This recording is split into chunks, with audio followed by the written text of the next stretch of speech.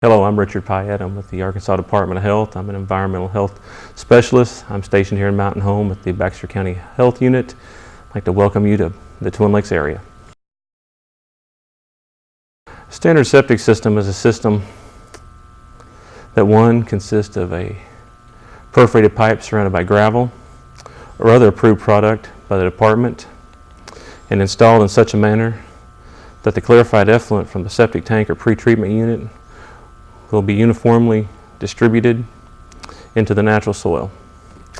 Basically what this is a septic tank or pre-treatment unit that treats the sewage, then the effluent flows or is pumped into a distribution box. Then from the distribution box it's equally distributed back into the natural soil in trenches that are 18 inches deep and 24 inches wide. The other types of systems are what we call a modified standard system, and that's commonly referred to as a capping fill. We use a 12-inch trench, 24 inches wide, 12 inches deep, 24 inches wide, and then we add a foot of topsoil cover over the entire system, and this is to make up for limited natural soil. There's also alternate type systems, and these systems are used in applications where a standard or a modified standard is not suitable. We also have experimental systems, and these are on a case-by-case basis. Actually, this is a backup or a secondary area in case the primary area malfunctions or is damaged and cannot be used anymore. We will go to this alternate area and install a new system there. These areas are to be left in their natural state. Nothing is to be built in these areas. When a septic system malfunctions, the property owner contacts a wastewater system designer. They will go out and evaluate the site. If they run into a smaller lot and have questions or concerns, they will contact my office. Then one of the environmental health specialists will go out and review and determine what can be done on the site. Holding tanks are not considered for residential use. These are only for light commercial, and light commercial is a commercial establishment with 1 or 2 employees. Act 402 became effective July 1st, 1977. The department began permitting septic systems, and once we began permitting those systems, we began keeping files of the permits. If a system has had a repair on it since 1977 and is permitted through our office, we will have a copy of that in our files.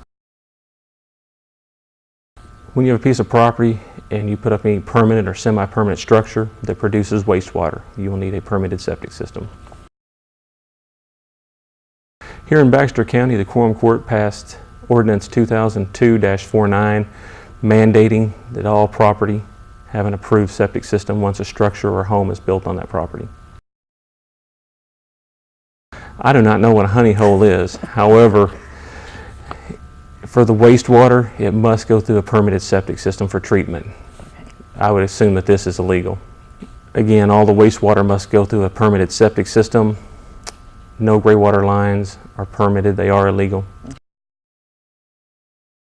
This situation has many different scenarios. The best thing for the property owner is to contact the environmental health specialist and discuss their options with us. The property owner is to contact our office and give us the pertinent information.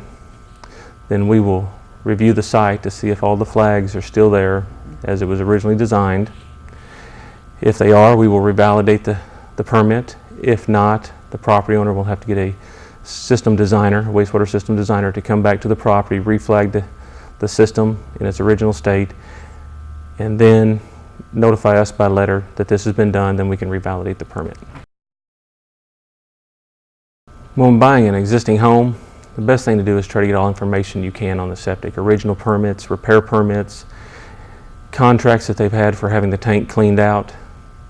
And if they can't get that information, it's up to the buyer if they want to continue the purchase.